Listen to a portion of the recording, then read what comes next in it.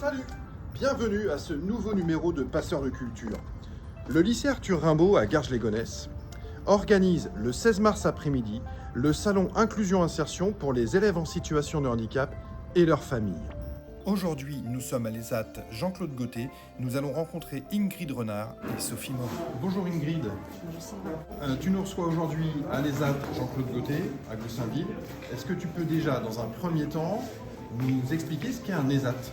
Donc un ESAT est un établissement de services et d'aide par le travail pour des personnes en situation de handicap. On est ici dans le secteur protégé du travail, donc les personnes sont orientées par la MDPH via une orientation On ESAT. peut travailler en atelier dans l'ESAT, mais on peut aussi travailler dans des ateliers, dans des entreprises ordinaires. Tout à fait, exactement.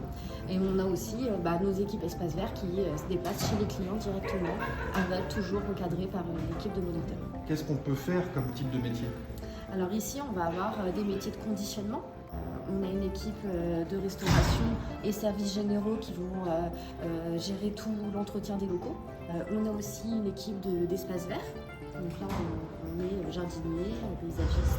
Et donc ici, on arrive sur le regard des espaces verts avec tout le matériel, les camions et les vestiaires. C'est là qu'on va tout retrouver. Voilà, ici ils vont tout avoir. Ils vont avoir leur gilet jaune ou leur gros manteau aussi quand il fait froid, les casques anti-bruit, les casques quand ils font de la taille et après tout le matériel à mettre dans les camions avant de partir en chantier.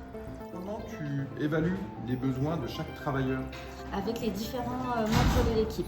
On a les moniteurs d'atelier qui vont, par une grille d'évaluation, évaluer les compétences professionnelles, mais aussi les compétences sociales, donc l'échange avec les autres, la capacité à interagir en milieu professionnel. On a aussi la présence d'un psychologue à mi-temps, qui est là pour accompagner les personnes dans les difficultés qu'ils peuvent rencontrer au quotidien dans le travail, mais aussi orienter et être le lien avec les services de soins à l'extérieur.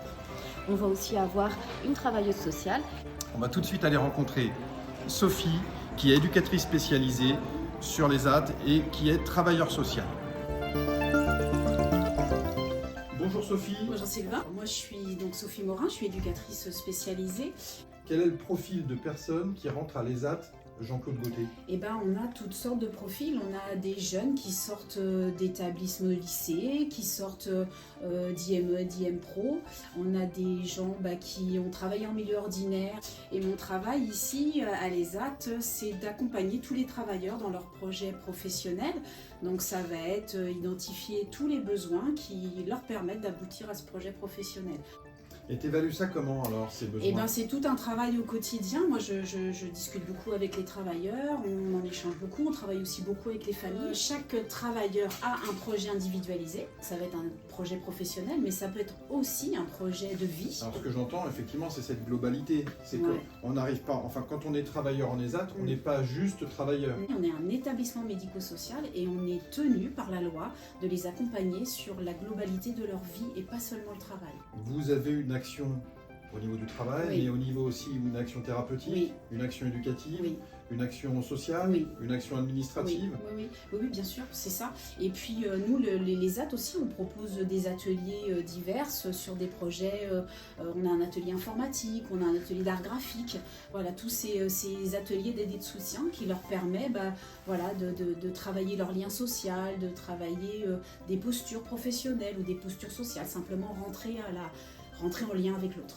C'est pas tant des compétences professionnelles qui sont attendues pour venir travailler sur les AT, mais des compétences sociales et de l'autonomie. Exactement, parce que les compétences professionnelles, elles s'acquerront ici. On va demander aux travailleurs d'être en lien avec leurs collègues et surtout avec les moniteurs.